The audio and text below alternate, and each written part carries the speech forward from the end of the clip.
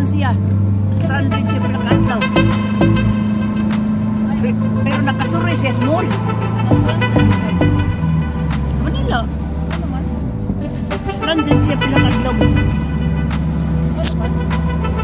Ganang problema sa problema o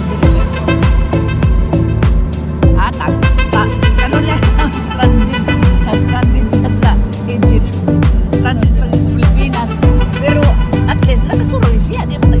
Asa pa siya suroy hindi siya makatuong Manila o para ng mall o sa stranded pa. Salamat, free of charge man kay kuan man, kay hotel man sila.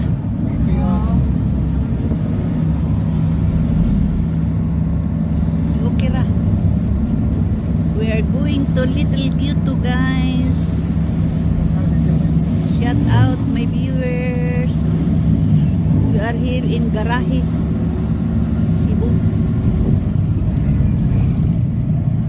Nadi na itong mga kaliwat, tanan.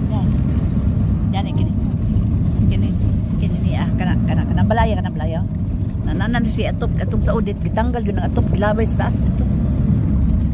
May pista di January. Kung natay tayo, magmanhata. Dagang kay kaunan rin.